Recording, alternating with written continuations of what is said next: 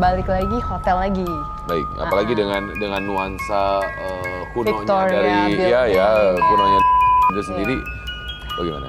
Jadi waktu itu lagi liburan sama keluarga, kebetulan sama mama juga di situ, nggak sendiri. Masuk ke kamar hotel.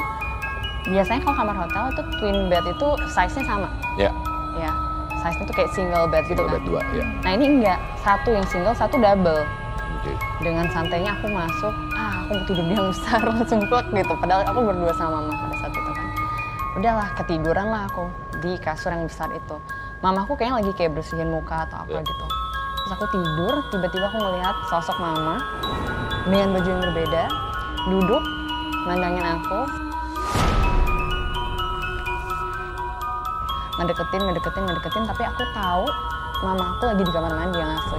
Jadi aku kayak lilir lagi gitu, kayak antara aku lagi sadar nggak sadar. Dan aku berusaha memanggil mamaku yang asli, ini siapa gitu. Ini siapa, dan ngedeketin gitu. Itu ketindihan lagi ketindihan. Aku tuh sesensitif itu sih kalau di mimpi gitu. Sampai akhirnya aku bisa bangun dan aku langsung kayak, oke mah, kita nggak apa-apa tidur satu kasur aja, itu yang satu kosongin aja karena bener-bener hawanya nggak enak banget. Oke. Dan kalau dilihat dari ceritanya mereka tuh nggak ada yang pernah mau bisa sentuh, paling mendekat hilang, mendekat. Tapi kecuali yang pas syuting itu, dia nyekek aku sih. Yeah. Terasa soalnya. Oke. Bener pakai kuku, bener banget. Yeah.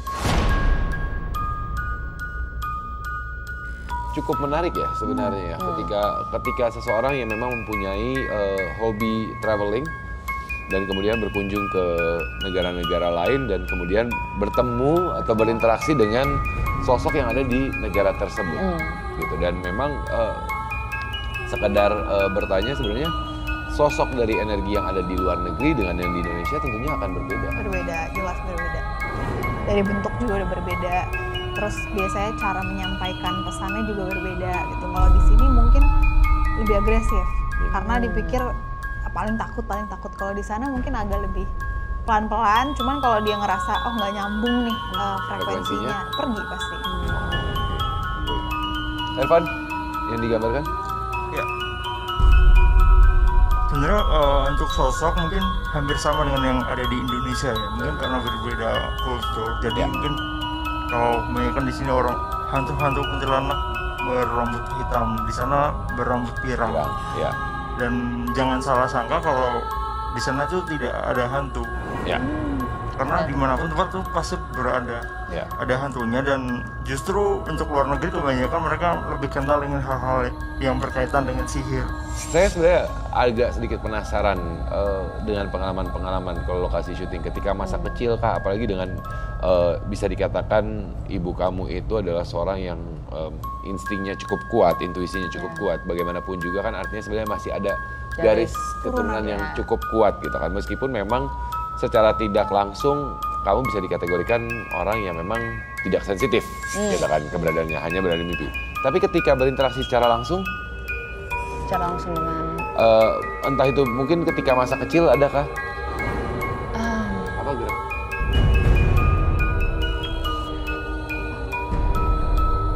Masa itu? Ini? Iya.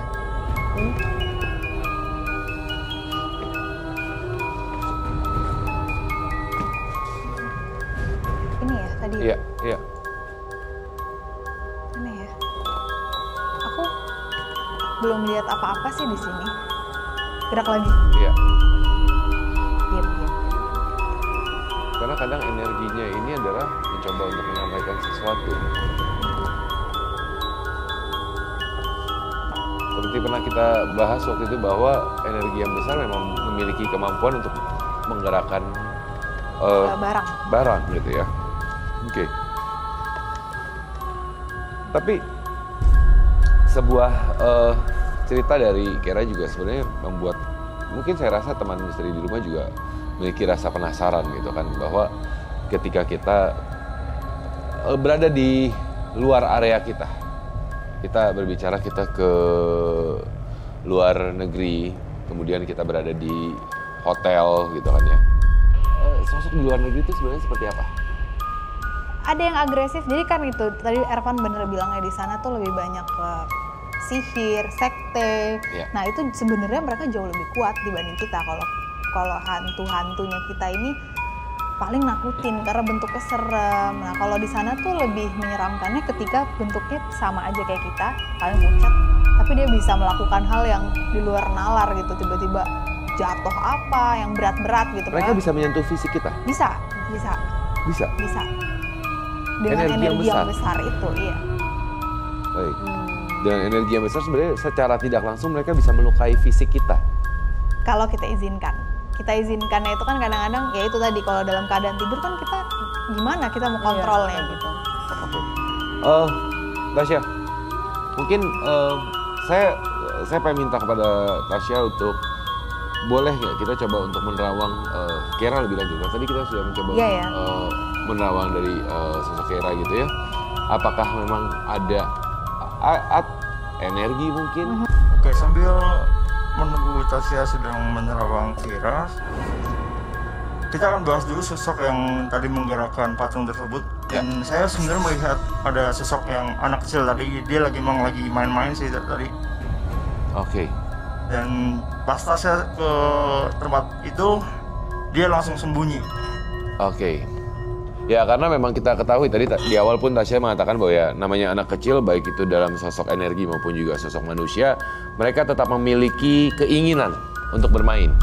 Iya. Jadi salah satu bentuk kayak tanda bahwa aku mau main seperti itu. Iya, makanya gerakannya juga nggak begitu besar kan? Iya, pergerakan minim, ada pergerakan tapi seperti pemain aja. Iya. Bagaimana Tasya? Jadi kan kalau ini singing bowl ini ke cakra sebenarnya, yang dilihat cakranya. Nah tadi kalau didengerin suaranya lebih besar emang di kepalanya Keira. Jadi memang dia tuh intuisinya kuat di kepalanya ini gitu. Jadi sebenarnya logika dan intuisinya nyambung kok, nggak berimbang balance ya, jadi seimbang. Makanya lebih banyak komunikasi lewat mimpi atau perasaan gitu. Jadi bukan yang ngeliat kasat mata gini enggak. Dan akhirnya memang itu yang terjadi di tengah-tengah keseringan interaksi antara Keira dengan makhluk tak kasat mata adalah ketika berada di area mimpi sebenarnya. Ya. Tapi sebelum lanjut ya, aku ngelihat Keira nih yang datang ke dia itu biasanya antara baik banget atau jahat banget. Jadi Keira ini punya kepribadian yang legowo aja gitu, terima aja. Jadi emang dia ya di balik kekerasan kepalanya ya. Ya, jadi polos gitu. Kenapa yang baik ini mau datang biasanya kasih pesan tuh lewat mimpi, ada yang mau kasih pesan. Atau kalau yang jahat banget, ya dia emang karena dia merasa polos banget nih, bisa nih gue takutin buat makannya gue gitu. Soalnya pernah juga sih ada yang maksudnya kayak yang mungkin dia nempel di aku juga, pernah juga ada yang mungkin ada yang bisa lihat dan bilang kayak gitu pernah, tapi kayak ya datang dan pergi katanya gitu. Baru aja kemarin aku baru pulang dari Ambon sih sebenarnya, aku baru pulang dari Ambon. Di situ aku datang ke salah satu, aku lupa ya namanya, pokoknya tempat wisata yang kayak goa-goa gitu. Terus setelah itu aku ternyata ada di tim kita yang bisa membantu membersihkan, dan indigo juga mungkin bisa disebutnya ya.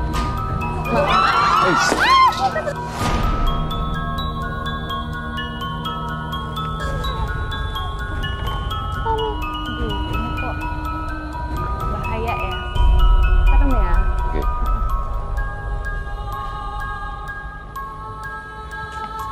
Believe it or no, aku punya feeling sebelumnya akan satu jatuh. Coba dicek aman nggak guys? Ini jatuh semua. Boleh dicek aman kan kita? Ya ini yang mau komunikasi ya, ini ada laki-laki. Harapan kalau lihat boleh gambar di tangga. Tangga? Sebenarnya muter-muter sih, muter-muter.